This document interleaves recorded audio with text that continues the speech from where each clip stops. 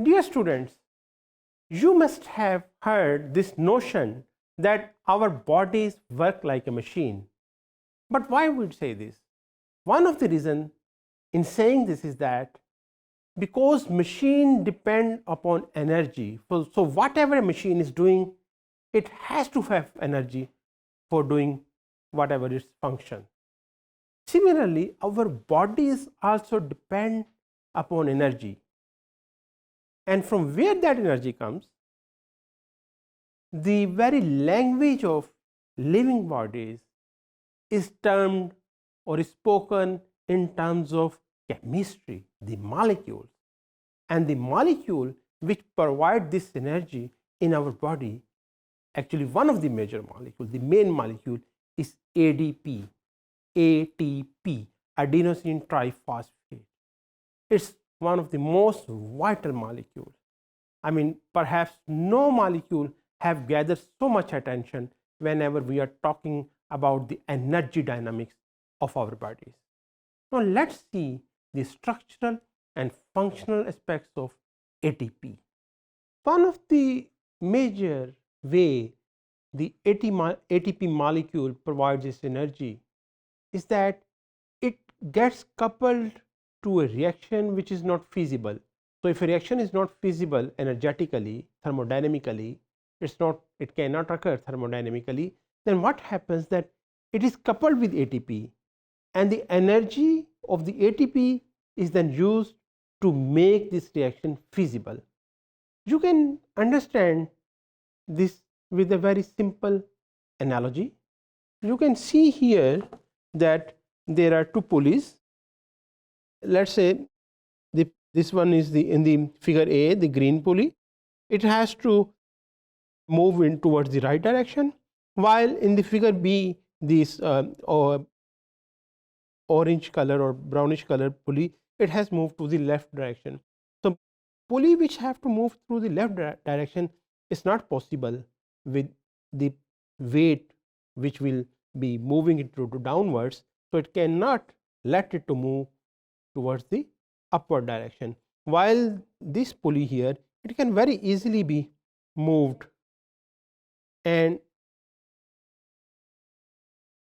yes, it can very easily be moved downward. So what could be the way that this orange one, the pulleys in the B can be moved so that the whole process can take place easily? The way is that if you couple the two pulleys with each other, the movement of pulley A is coupled with the movement of pulley B. So what will happen that when the pulley B will be moving downward, the pulley A will be moving upward, and due to this coupling, so this will move here and this will move here, and due to this coupling, what will happen that both of the pulleys will be moving. In the same way, we can think of a chemical reaction. For instance, here you can see the reaction in which A and B, two reactants, they are combining with each other to give rise to C and D, the products. But thing is that, let's say this reaction is not feasible thermodynamically. By the way, you must have remembered that how a reaction can be, how we say or why we say that a reaction is not thermodynamically feasible. Of course, it will have, let's say, for the sake of understanding, let's say इसकी delta G value positive है. So what will happen that we will couple the product of this reaction, that is the D, with the another reaction, so the D and X give rise to Y and Z. So in this way, this coupling will give rise to give rise to the formation of the product ultimately. For instance, here is an example from a living system that amino acid binding with ATP to give aminoacyl AMP. Fine. And because at the end of the day, what we want to make amino acid tRNA. You know what amino acid tRNA does? It has a very important role when we are talking about the synthesis of the proteins in the process of translation. So, because of the coupling of the ATP with the amino acid, now the reaction is feasible. You can get the amino acid tRNA. If this coupling was not there, if ATP was not there, there was no way that amino acid could be changed into amino acid tRNA. Amino acid and tRNA could make the complex amino acid tRNA. So, this shows that how by coupling a feasible reaction, a non-feasible reaction with ATP, make it a feasible reaction.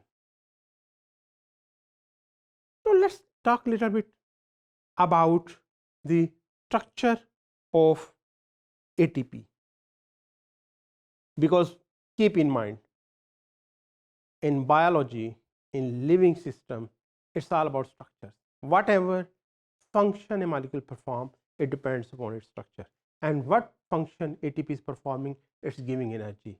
So, this depends again is on its structure.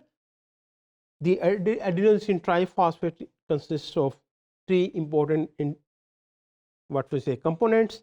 One is a nitrogenous base, adenine, and then a ribose sugar, and then there is this triphosphate bonds, I mean 3-phosphate moieties.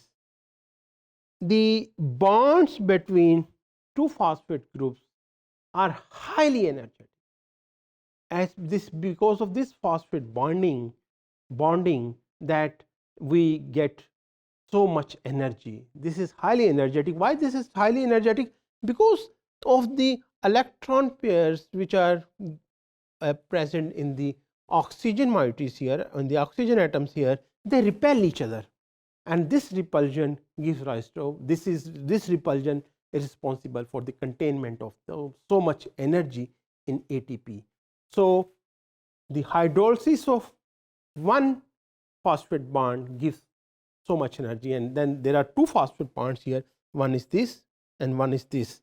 So, you will get tremendous amount of energy. For instance, you can get around 31 kilojoule per mole of energy from the hydrolysis of ATP, and it's a very huge value. It's minus 31 kilojoule per mole, and you know that more the value of the energy yield is minus, more the reaction will be spontaneous. It shows that why ATP is such a highly energetic compound. So, things you should remember whenever you are talking about ATP, it's a very frequently used energy carrier. You have to couple it with the reaction. I mean, the reaction, if it's non-feasible, it will be feasible because of the coupling with the ATP. Intermediate which is produced because of this coupling is high energy compound, then a high energy complex, high electronegativity because of the presence of oxygen atoms which contains electrons which repel each other, and this gives rise to containment of so much energy in this molecule.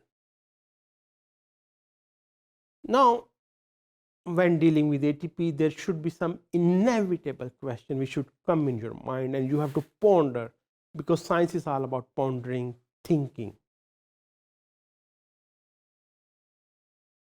ATP, when you heard this word ATP, I mean, doesn't it remind you something else also other than the energy? Yes, it's a nucleotide. So, why nature uses a nucleotide for this purpose? Being a nucleotide itself is such a big task, then why nature select a nucleotide for energy yielding also? What makes it highly energetic?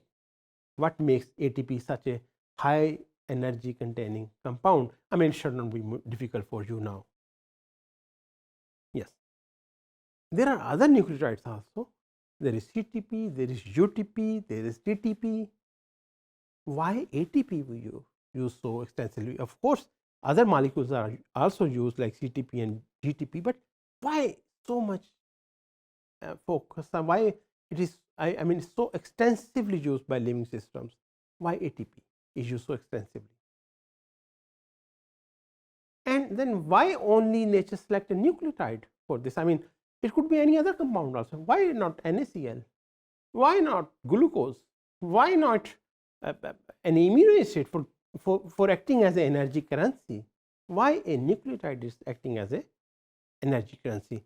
These are the questions you have to ponder. And once you get across, I mean, answer, and you find some answer just after the thinking process, you will see how well you understand the process of biological reactions which are occurring in our body.